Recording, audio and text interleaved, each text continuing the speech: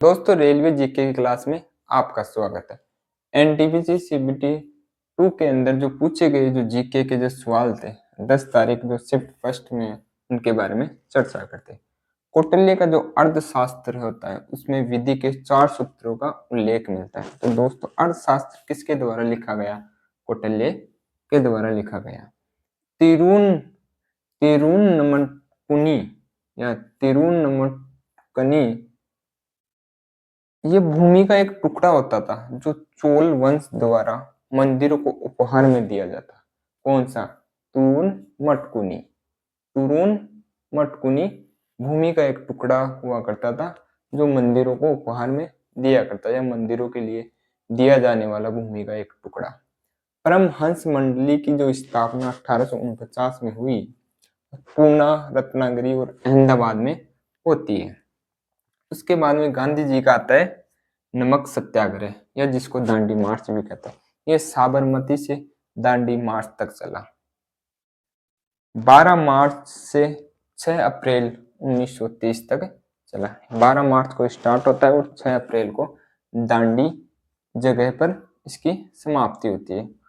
नमक सत्याग्रह 1930 में गांधी जी के द्वारा नमक कर के खिलाफ या नमक का जो एकाधिकार था उसको समाप्त करने के लिए नमक सत्याग्रह किया गया गांधी जी के द्वारा।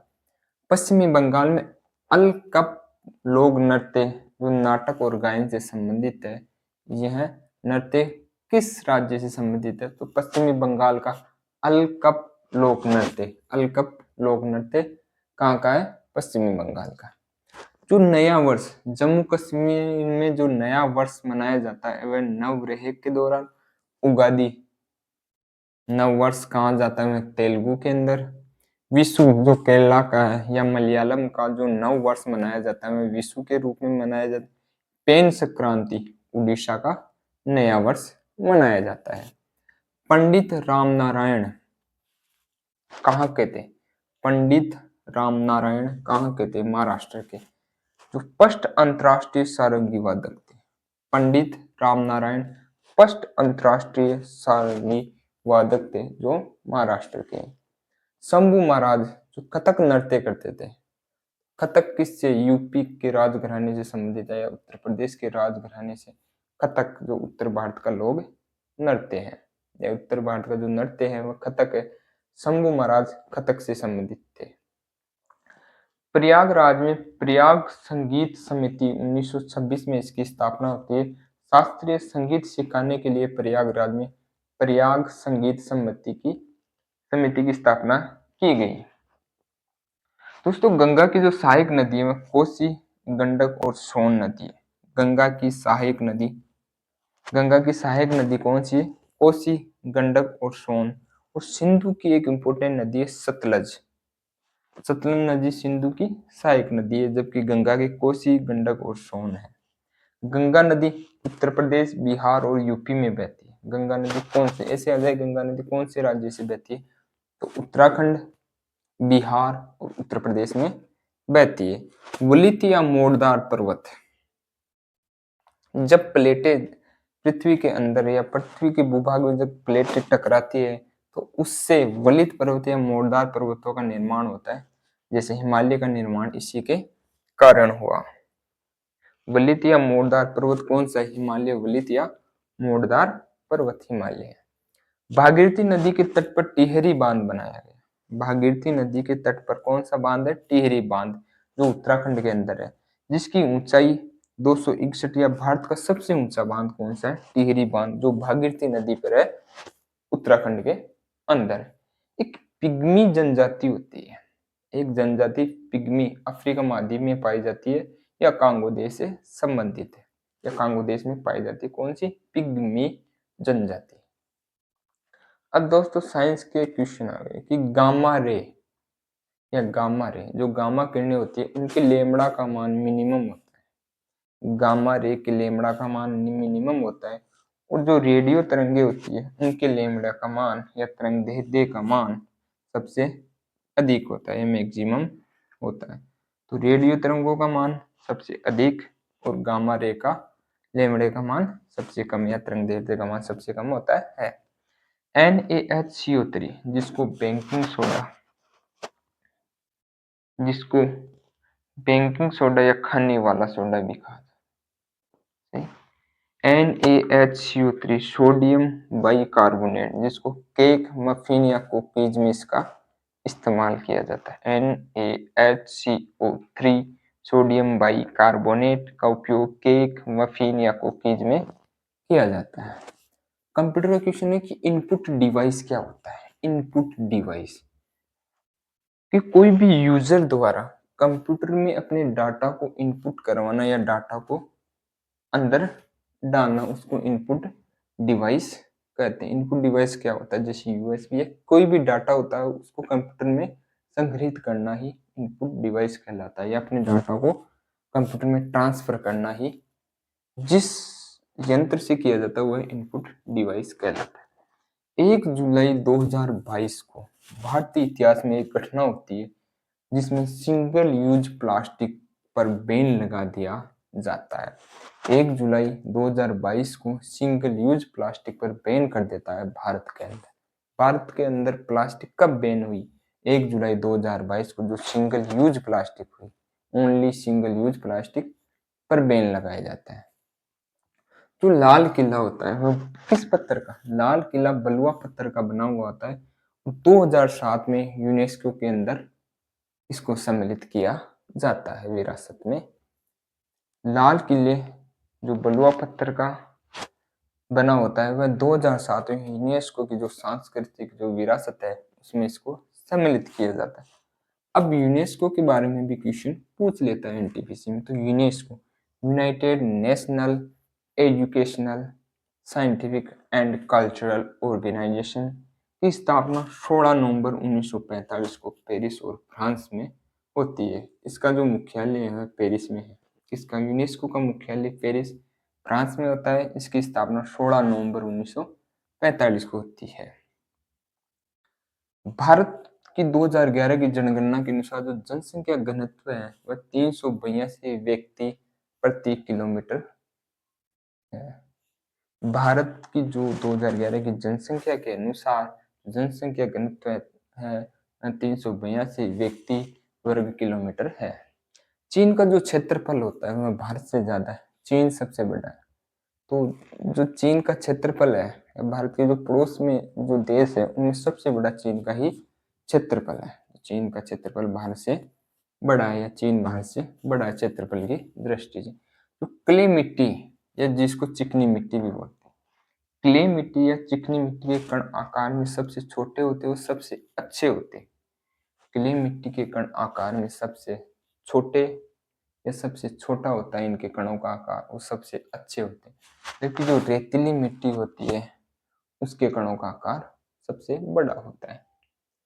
Clear light of the day एक उपन्यास है जो अनीता देसाई का 1980 में लिखा गया एक उपन्यास है, जो फाइनलिस्ट रही बुकर पुरस्कार के लिए 1980 में। Clear light of the day Anita Desai का उपन्यास है। WTO वर्ल्ड ट्रेड ऑर्गेनाइजेशन से संबंधित क्वेश्चन पूछा गया, या तो मुख्यालय पूछ लेगा या कभी स्थापना की गई, तो हर एक शिफ्ट में लगभग एक मुख्यालय पूछ ही लेता है। तो WTO वर्ल्ड ट्रेड ऑर्गेनाइजेशन की स्थापना 1 जनवरी 1995 को जेनेवा स्विट्जरलैंड में होती है। इसका जो अध्यक्ष होता है वर्तमान में नाकोजी ओकोंजी इवेला है। तो वर्ल्ड ट्रेड ऑर्गेनाइजेशन 1995, 1 जनवरी 1995 में जेनेवा स्विट्जरलैंड में इसका मुख्यालय है। तो नाकोजी ओकोंजो इवेला इनके अध्यक्ष है। 2011 की जनगणना के अनुसार सबसे कम आबादी वाला जिला दिबांग घाटी अरुणाचल प्रदेश में है। दोस्तों 2011 की जो जनगणना के अनुसार सबसे कम आबादी वाला जिला है वह दिबांग घाटी अरुणाचल प्रदेश में है। और मिनिमम आबादी किस राज्य की थी? मिनिमम आबादी कौन से राज्य की थी? सिक्किम राज्य की मिनिमम आबादी थी। सदाबहार क्रांति कृषि से संबंधित थी। इसमें क्या किया गया कि प्रौद्योगिकी विकास और प्रसार में पारिस्थितिक सिद्धांतों का एकीकरण, यानी इन्वायरमेंट पर्यावरण के अनुसार कृषि पर ध्यान देना, या जो किसानों को तकनीकी सिखाना सदाबहार क्रांति की प्रमुख बात थी। यूरो एक मुद्रा होती है, यूरो मुद्रा के रूप में यूरोपीय ईयू की सामान्य मुद्रा होती है। यूरोपीय संघ ने अपनी मुद्रा लॉन्च की यूरो के रूप में या मुद्रा के रूप में, जैसे डॉलर यूएस ने लॉन्च कर रखी है, तो यूरो यूरोपीय संघ में अपनी सामान्य मुद्रा लॉन्च की गई है। अब साइंस से संबंधित क्वेश्चन है कि मालपिगियन नलिकाएं ऑर्थोपोडा के अंदर होती है। मालपिगियन नलिकाएं ऑर्थोपोडा के अंदर होती है, जिसमें क्या आता है, कॉकरोच, जिसमें क्या आता है, कॉकरोच आता है। तो ये मालपिगियन नलिकाएं क्या होती है, एक उत्सर्जन अंग होता है ऑर्थोपोडा में, इस कॉकरोच में उत्सर्जन अंग होता है, वह मालपिगियन नलिकाएं होती है। आनुवंशिका का जनक John Gregor, Gregor John Mendel आनुवंशिकी का जनक, कि एक पीढ़ी से दूसरी पीढ़ी में जो आनुवंशिका का जो ट्रांसफर हो रहा है, उनके नियमों के बारे में किसने बताया, मेंडल को आनुवंशिकी का जनक कहते हैं। एक पीढ़ी से दूसरी पीढ़ी तक आनुवंशिक गुण कैसे ट्रांसफर करते हैं, उनके बारे में नियम दिया। चुंबकीय टेप क्या होती है दोस्तों? चुंबकीय टेप प्लास्टिक फिल्म की लंबी संकीर्ण पट्टी पर पतली चुंबकीय कोटिंग से बना चुंबकीय भंडारण का एक माध्यम होता है। इसमें डाटा का भंडारण किया जाता है, उसे चुंबकीय टेप कहते हैं, जो प्लास्टिक फिल्म की लंबी संकीर्ण पट्टी पर पतली चुंबकीय कोटिंग से बना चुंबकीय भंडारण का एक माध्यम होता है। बजदा या बजदा या बाजदा कई आसन जलोढ़ पंखों के सहमिलन से निर्मित एक पिंडमांड जलोढ़ मैदान होता है। बजदा एक मैदान होता है जो कई आसन जलोढ़ पंखों के सम्मिलन से निर्मित होता है। यह अर्ध शुष्क प्रदेशों के अंतः बेसिन के किनारों पर या पर्वत के बाहरी इलाकों में जो किनारे होते हैं, उनमें बाजदा पाया। प्रश्नों को देखते हैं। तो राज्यपाल जो न्यायिक सेवा होती है, उसमें जो जिला न्यायाधीशों की नियुक्ति राज्यपाल नहीं करता है, वो राष्ट्रपति करता है। लेकिन जो न्यायिक जो सेवा में जो अन्य व्यक्तियों की जो नियुक्ति होती है, वह राज्यपाल ही करता है। जिला न्यायाधीशों की नियुक्ति तो राज्यपाल नहीं करता, लेकिन अन्य व्यक्तियों की नियुक्ति राज्यपाल द्वारा की जाती है। आर्टिकल 40 में ग्राम पंचायतों के संगठन के बारे में राज्य का दायित्व बनता है कि वे ग्राम पंचायतों की स्थापना करे और उनका सुव्यवस्थित संगठन करे। प्राचीन स्मारक संरक्षण एक्ट 1904 का लॉर्ड कर्जन के काल में आता है। कौन सा? प्राचीन स्मारक संरक्षण एक्ट 1904 का लॉर्ड कर्जन के काल में एक एक्ट आता है 1904 का, जो पुराने जो स्मारक है उनके संरक्षण से संबंधित एक्ट आता है। अब 42वां कॉन्स्टिट्यूशन एक्ट 1976, जिनमें मौलिक कर्तव्य को लाया गया, जिसमें संविधान के भाग 4A में जोड़ा गया। मौलिक कर्तव्य को संविधान के भाग 4A के अंदर जोड़ा गया। ये सरदार श्रवण सिंह समिति की अनुशंसा पर मौलिक कर्तव्य को जोड़ा गया। शुरुआत में मौलिक कर्तव्य की संख्या 10 थी, लेकिन एक 11वां मौलिक कर्तव्य 86वां कॉन्स्टिट्यूशन एक्ट आता है 2002 का, तो अभी जो मौलिक कर्तव्य की संख्या 11 हो गई है। दोस्तों, समिति याद रखना, वो कौन सी? सरदार श्रवण सिंह समिति। नागरिकता एक्ट 1955 का है। नागरिकता एक्ट 1955 का 1955 में राष्ट्रमंडल नागरिकता के लिए एक प्रावधान था, उसको 2003 में निरस्त कर दिया गया। नागरिकता एक्ट कब का था? 1955 का नागरिकता एक्ट है। 1955 में ग्राम लघु उद्योग समिति, जिनको कार्य समिति भी कहा गया, कब होती है? कार्य समिति की स्थापना 1955 में हुई। जो ग्रामीण विकास और लघु उद्योगों के डेवलपमेंट को बढ़ावा देना, इनके विकास में सहयोग करना, कार्य समिति कब गठित की गई? 1955 में। सकल राष्ट्रीय उत्पाद, जिसे